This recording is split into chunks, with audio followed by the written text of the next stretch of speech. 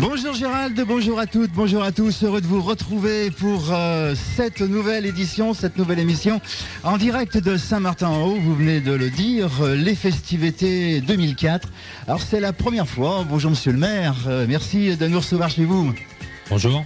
Alors Régis Chamb, merci de nous recevoir. C'est la première fois que je viens faire une émission dans les Mauvais Lyonnais. Et c'est la première fois, je crois, que nous accueillons aussi une radio lyonnaise sur la commune. Donc bienvenue à vous.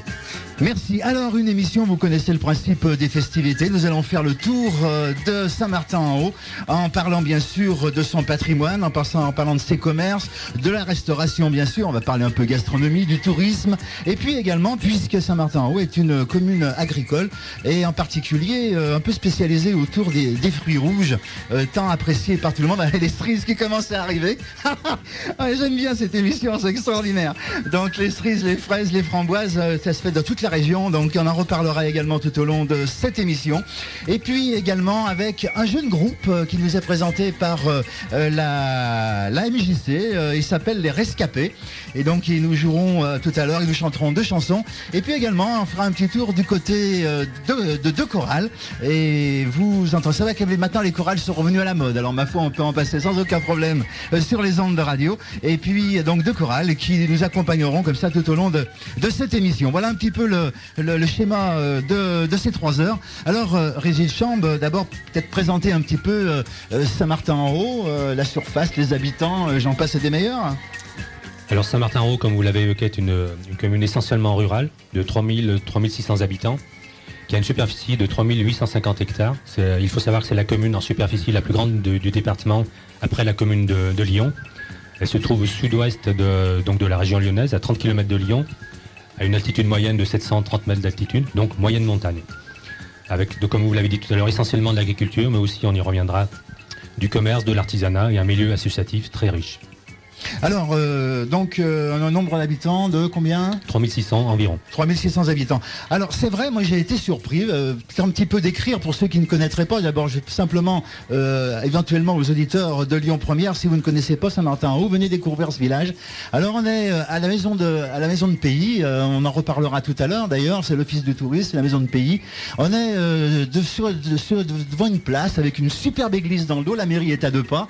Oui. Et moi j'ai été très étonné parce que vous avez un beau village, c'est joli, c'est mignon. C'est pas du tout péjoratif de dire que c'est mignon, mais enfin c'est un beau village.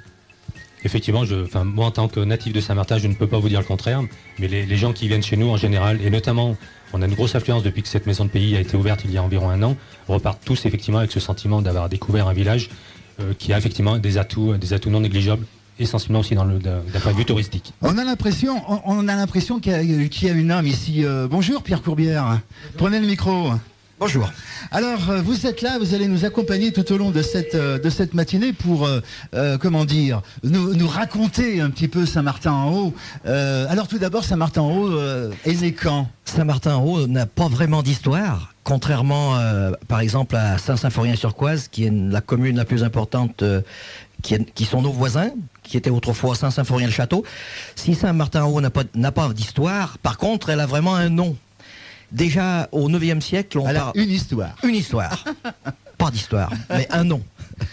Un nom. Au 9e siècle, on parlait de Saint-Martin des Nouvelles Terres.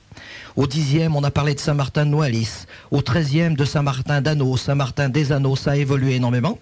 Et à la Révolution, pendant la Révolution, on l'a baptisé Saint-Martin l'Espérance. Bien entendu, on a fait sauter les saints. Bien entendu. Pourquoi l'Espérance ? Je ne sais pas, mais peut-être que les troupes de la Convention espéraient mater un petit peu ces habitants qui étaient rebelles aux idées révolutionnaires et qui cachèrent durant toute cette période les prêtres dits réfractaires. Ce qui a valu à notre région d'être appelée la Petite Vendée. À ce point-là ? La Petite Vendée, oui. Ce sont les révolutionnaires, les soldats révolutionnaires qui ont baptisé notre région la Petite Vendée. C'était un peu le cas d'ailleurs dans le Rhône. Oui, c'est tout le secteur. Là. Les Lyonnais, en général, je dis les Lyonnais, se sont fait secouer quand même pas mal par la Convention. Mais finalement, si on avait gardé ce nom de Saint-Martin-l'Espérance, ça serait pas si mal que ça. Oui. Mais pourquoi en haut alors ? En haut, parce que c'est évidemment, je pense qu'on fait uniquement allusion ici à l'altitude. Qu'on vienne de la Loire ou qu'on vienne du Rhône, il faut monter. Ouais. Alors, vous me parliez un petit peu de l'église qui est derrière nous. Là. Elle date de quelle époque? Cette église, elle a été construite en 1889. Ouais. Donc elle a remplacé une autre église qui était à peu près à la même place, mais qui était beaucoup plus petite. Donc elle a 115 ans. On a fait son centenaire il y a 15 ans. On y a fait beaucoup de travaux à l'intérieur de cette église. Et puis, malheureusement, le chauffage a occasionné beaucoup de dégâts. Je ne sais pas si tout à l'heure on en reparlera. Ce qui fait que maintenant, la paroisse de Saint-Martin et la commune ont à nouveau fait des travaux très très importants. Et depuis un mois, disons qu'elle est de nouveau ouverte au public, aux paroissiens. Et je crois que c'est pour la satisfaction générale. Voilà, on reviendra sur l'église tout à l'heure parce que on a une chorale à écouter et on en profitera pour faire un petit tour du côté de cette église. Moi, j'aimerais un petit peu qu'on parle peut-être des commerces. Vous parliez tout à l'heure, monsieur le maire, et c'est vrai, hein, moi j'ai été très étonné, j'ai fait le tour du village.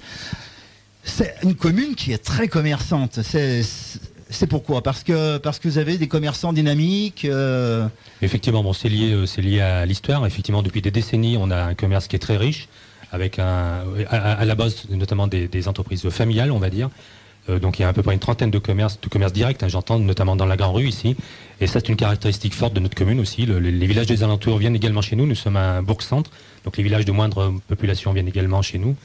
La force de ce commerce tient aussi aux heures d'ouverture. Ils sont ouverts tous les samedis, ils sont ouverts le dimanche matin pour la plupart, qui surprend les gens. Donc vous pouvez venir acheter du pain, vous pouvez venir acheter de la pâtisserie, acheter de la confiture jusqu'au dimanche à midi. Donc ça, c'est aussi très appréciable. Un petit point, il y a 2 ans, on a eu un certain nombre de doutes quant à la pérennité de ce commerce, parce qu'il y a un certain nombre de gens qui arrivaient à la retraite. Les relèves tardaient, si vous voulez. N'étaient pas assurés. Et puis depuis 18 mois à 2 ans, une grosse majorité de ces relèves a été assurée. Donc là, je crois qu'on est reparti pour de belles années de commerce devant nous.